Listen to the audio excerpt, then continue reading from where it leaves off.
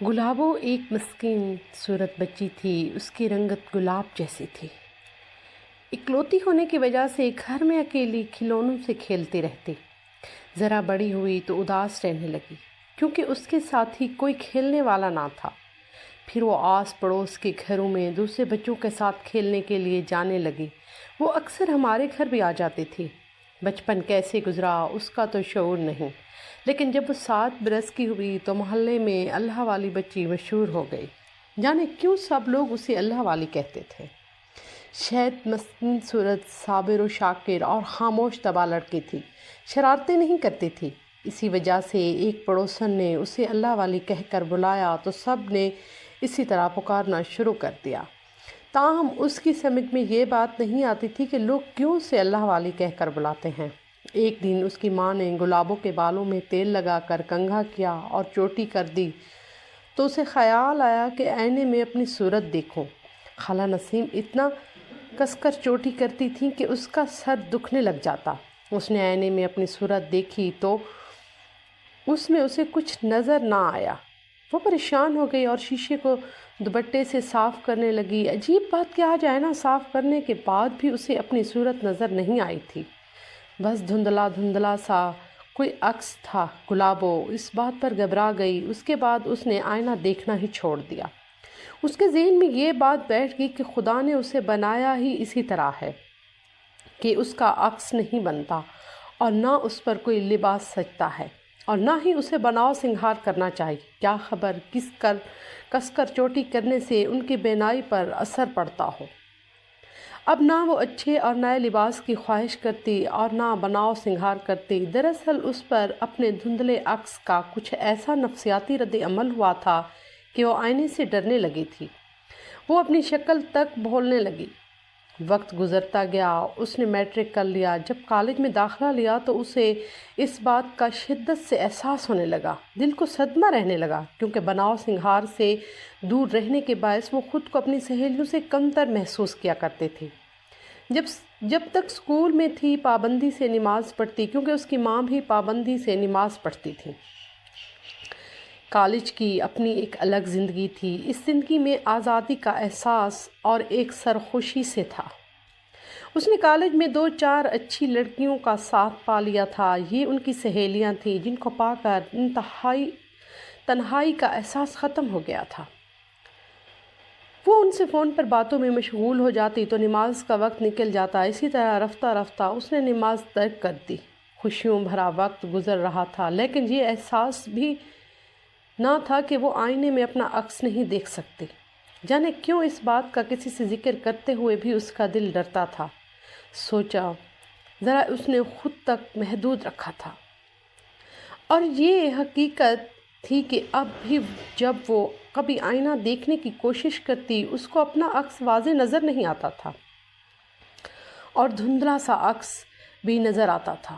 تبھی وہ نروس ہو جاتی۔ وقت کے ساتھ ساتھ آئینہ دیکھنے کی چاہ بھی اس میں بڑھتی جاتی تھی، یہاں تک کہ اس کی خامی کے احساس سے وہ بولنے میں ہچکچاہٹ برتنے لگی اور روانی سے بولنے کی بجائے ہکلاہٹ کا شکار ہو گئی۔ جب بولتی تو رک کر۔ تب استانیہ حیرت سے اسے دیکھتی اور پریشان ہوتی۔ جب ہم جماعت پر ہنسنے لگتے تو اس نے بامشکل 12ویں کا امتحان دیا اور کالج چھوڑ دیا۔ خالہ نسیم کو بیٹی کی تعلیم چھوڑنے کا دکھ تھا لیکن وہ اس پر زبردستی نہ کر سکتے تھے۔ اس کو منا لیا کہ وہ سلائی سینٹر میں داخلہ لے لے، وہاں بھی اس کی یہی کیفیت تھی۔ تبھی لڑکیاں اس کو مجذوب سمجھنے لگیں۔ مسلسل چپ رہنے، کسی سے بات نہ کرنے کے سبب وہ کچھ نہ سیکھ پائی۔ اس کا ہر پل ایک کرب میں مبتلا رہنے لگا۔ کسی کام میں دل نہیں لگتا تھا، اپنا وجود بھی بوجھ لگتا تھا۔ گھر میں اللہ کا دیا سب کچھ تھا پھر بھی وہ کسی شے کی لطف محسوس نہیں کر سکتی تھی۔ اچھے گانے اسے خوش کرتے اور نہ ٹی وی ڈرامے دل کو لبھاتے۔ پھل فروٹ یا اچھا کھانا سامنے ہوتا تو ان کا ذائقہ تک اسے محسوس نہیں ہوتا تھا۔ اسے لگتا تھا کہ وہ کوئی بھی ذائقہ شے نگل رہی ہے یا جوانیں منہ منڈال رہی ہے، وہ کوئی اور کھا رہا ہے۔ ایک وقت ایسا آیا کہ گلابوں کی شادابی کی جگہ زرد رنگت نے لے لی۔ اس نے خود کو کمرے میں قید کر لیا، ہر کسی سے کترانے لگی، کسی سے بات نہ کرتی۔ تبھی اس کی ماں کو احساس ہوا کہ اس کے ساتھ کچھ مسئلہ ہے۔ خالہ نسیم ہمارے گھر آئیں اور میری والدہ کو اپنی بیٹی کی حالت بتا کر ان سے مشورہ لیا۔ ماں نے اپنی اس پڑوسن سے کہا، مجھے لگتا ہے گلابو کسی غیر معمولی کیفیت کا شکار ہے، بہتر ہے تم کسی عالم سے رابطہ کرو اور اس پر دم درود کرواؤ۔ میری والدہ نے اس کو ایک عالم کا پتہ بھی دیا۔ خالہ نسیم عالم کے پاس گئیں جو زیادہ دور نہیں رہتے تھے۔ ان سے مشورہ کیا۔ عالم صاحب بولے کہ بچی کو میرے پاس لے آؤ، مگر گلابو عالم صاحب کے پاس جانے کو راضی نہ ہوئی۔ خالہ نے دوبارہ ان بزرگ سے رابطہ کیا کہ وہ تو ایک قدم ہلتی نہیں، کیسے آپ کے پاس لے آؤں؟ بہت منت سماجت کی مگر وہ راضی نہیں ہوتی۔ وہ بولے، اچھا بیٹی تم پریشان مت ہو، میں خود آپ کے گھر آ جاؤں گا۔ آپ اپنے شوہر سے کہیے کہ مجھے کل شام میرے گھر سے لے جائیں۔ اگلے روز گلابو کے ابا ان بزرگ کو گاڑی میں بٹھا کر اپنے گھر لے آئے۔ بزرگ نے گلابو کو دیکھا، کچھ دم درود کیا اور بولے، بچی تم نے نماز کیوں چھوڑ دی؟ اس بات کا گلابو نے کوئی جواب نہ دیا۔ تم نماز دوبارہ شروع کر دو اور پابندی سے پڑھا کرو۔ دوسرا یہ کہ ہمیشہ سر ڈھانپ کر رکھا کرو، پاک و صاف رہا کرو، غسل خانے میں خود کلامی نہ کیا کرو، اور جب کھانا کھاؤ تو 2 نوالے کم کھاؤ۔ یہ کہہ کر وہ چلے گئے۔ گلابو نے ان کی باتوں پر عمل شروع کر دیا تو اسے سکون ملنے لگا۔ انہی دنوں اس کا رشتہ آیا۔ والدین نے فوراً ہاں کر دی۔ وہ بیٹی کی حالت سے گھبرا گئے تھے، سوچا کہ شاید شادی کے بعد ٹھیک ہو جائے۔ رشتہ مسعود گھرانے میں ہو گئے۔ والدین نے جہیز بھی اپنی حیثیت سے بڑھ کر دیا، یہاں تک کہ ساز و سامان سے آراستہ کر کے ایک فلیٹ بھی دے دیا۔ البتہ سسرال کی طرف سے اسے کو کچھ نہ ملا، بس شادی کی ایک انگوٹھی ہی پہنائی گئی۔ گلابو نے جب دھولہ کی صورت دیکھی تو قدرت کے اس مذاق پر بہت روئی۔ اس کے دھولہ کا قد گلابو سے 3، 4، 5 انچ چھوٹا ہی تھا۔ قد کے اس فرق کی وجہ سے وہ شوہر کے ساتھ کہیں بھی جانے سے کتراتی تھی۔ وقت پر لگا کر اڑتا گیا اور وہ 3 بچوں کی ماں بن گئی۔ اس کے ساتھ ہی اسے ذہنی کرب سے نجات مل گئی کہ اب وہ آئینہ دیکھتی تو اسے اپنا عکس صاف نظر آتا۔ وہ سوچتی کہ میں خواہ مخواہ آئینہ دیکھنے سے ڈرتی تھی، میں تو اتنی خوش شکل ہوں کہ خوبصورت لوگوں میں شمار ہو سکتی ہوں۔ اب وہ بہت خوش رہنے لگی تھی کہ اس کا عکس اسے صاف نظر آتا تھا۔ وہ اپنی صورت دیکھ سکتی تھی، اپنی صورت کا تصور کر سکتی تھی۔ تیسرے بچے کی پیدائش پر اسے کانوں میں شور سا سنائی دینے لگا۔ اب وہ بستر پر مردہ بن کر لیتی رہی اور آوازوں کو سنتی رہی، مگر باتوں کے معنی اس کی سمجھ میں نہیں آنے تھے۔ خدا جانے یہ آوازیں کہاں سے آتی تھیں، اس کے دماغ کے اندر سے یا باہر کی دنیا سے۔ کچھ ہی دنوں کے بعد اس پر کچھ اور طرح کے عذاب شروع ہو گئے، جیسے وہ قبر میں لیتی ہو اور قبر اسے کھینچ رہی ہو، اس کی ہڈیاں چٹخ رہی ہوں۔ وہ ان سختیوں کو برداشت نہ کر سکتی اور منہ سے جھاگ نکلنے لگتا۔ پھر وہ بے ہوش ہو جاتی، آنکھیں چڑھ جاتی، ہاتھ پاؤں اکڑ جاتے اور وہ بے سدھ بوجھتی بے ہوش ہی رہتی۔ جب ہوش آتا تو جسم ٹوٹا ٹوٹا محسوس ہوتا اور وجود میں اتنی جان نہ رہتی کہ خود اپنے پاؤں پر کھڑی ہو سکے۔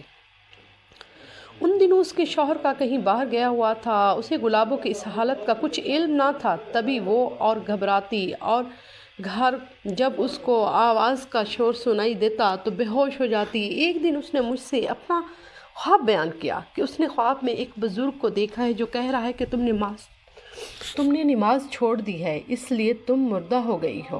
اب تم دوسری زندگی کا سامنا کرو گی اور دوسری زندگی کا سامنا کرنے سے پہلے قبر کا سامنا کرو گی۔ پاک صاف رہا کرو۔ خواب دیکھنے کے بعد اس کی آنکھیں کھل گئیں، وہ خوف سے کانپ رہی تھی۔ تبھی اس نے وضو کیا، نماز بچھا کر نفل پڑھے اور اپنے اللہ سے عہد کیا کہ اب پابندی سے نماز پڑھا کرے گی، کیونکہ عالم صاحب بھی اسے یہی نصیحت کر گئے تھے۔ اس نے پھر سے نماز پڑھنا شروع کر دی، لیکن پابندی سے نہ پڑھ پائی۔ کبھی 4 پڑھ لیں اور 1 چھوٹ گئی، اور کبھی 2 یا 3۔ غرض کہ وہ کوشش کرتی مگر پوری نہ پڑھ سکتی، اور پریشانی بھی کم نہ ہوئی، یعنی کانوں میں شور اور بے ہوشی کے دورے جاری رہے۔ ڈاکٹروں کو دکھایا، انہوں نے کہا کہ یہ مرگی کے دورے نہیں ہیں۔ گھر والے تو اس کی حالت سے واقف ہو چکے تھے۔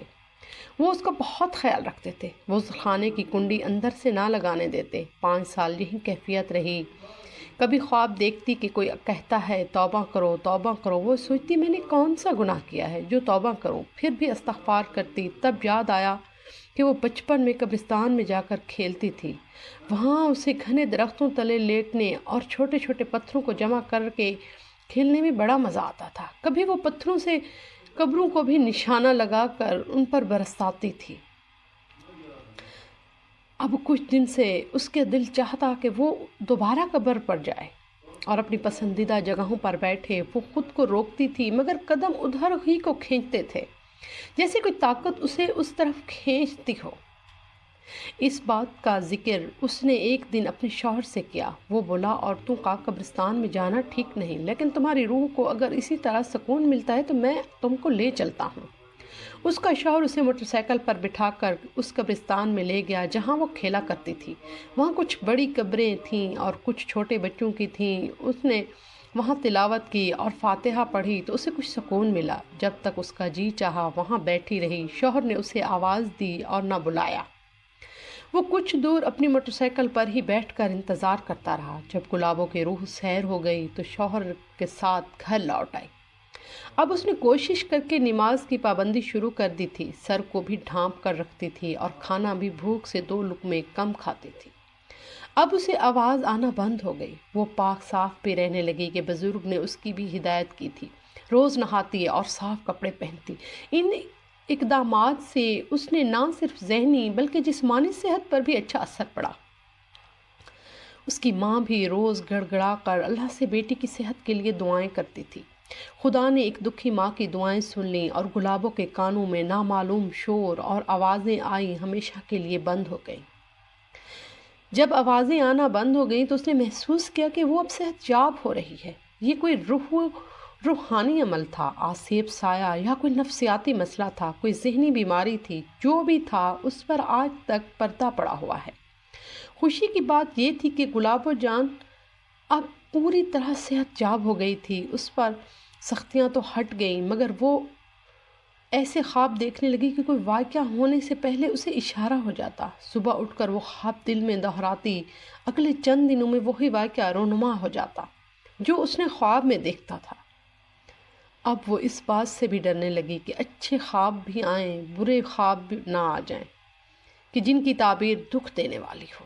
اس نے کسی نیک بزرگ سے اس بات کا ذکر کیا تو انہوں نے کہا کہ اس دنیا کے علاوہ اور بھی عالم ہیں، اللہ کے یہ سب سربستہ راز ہیں، اس کے راز وہی جائے۔ تم بس نیک عمل کیے جاؤ، ہمیشہ پاک صاف رہو، سوچوں میں بھی اور نیت میں بھی، خدا تم سے راضی رہے گا۔ انشاءاللہ اس نے ایسا ہی کیا۔ اللہ تعالیٰ نے اس پر کرم کیا، گھر میں برکت ہوئی، اولاد نیک نکلی۔ پھر جب کچھ عرصے بعد اس کے شوہر کا انتقال ہو گیا تو اس کا دھیان کلی طور پر اللہ کی طرف رہنے لگا۔ اسی طرح اس کی سب پریشانیاں دور ہو گئیں سوائے ایک کہ اب بھی اس کو جو خواب دکھائی دیتے ہیں وہ ان کی بری تعبیر سے خائف رہتی ہے۔ محلے کی عورتیں اس کے پاس آ کر اپنے دکھ درد بیان کرتی تھیں اور ان کی بات ہمدردی سے سنتی اور دعا کرتی کہ دعا کے سوا کچھ نہیں کر سکتی، مگر وہ پھر بھی اس کو اللہ والی ہی کہتے، حالانکہ وہ کہتی ہے کہ میں اللہ کے عام سی بندی ہوں، مگر عزت اسے ہر جگہ ملتی کیونکہ اللہ جس کو چاہے عزت دیتا ہے اور جس کو چاہے ذلت دے، یہ اسی کے اختیار میں ہے۔ گلابو جب ملتی ہے یہی کہتی ہے کہ اللہ تعالیٰ ایسی بیماری کسی کو نہ دے جو میں نے جھیلی ہے، اس کا عذاب تو بس مجھے ہی پتہ ہے۔ ہمارے چینل کو سبسکرائب کیجیے گا اور کمنٹ میں بھی بتائیے گا کہ آپ کو ہماری ویڈیو کیسی لگتی ہیں۔ شکریہ۔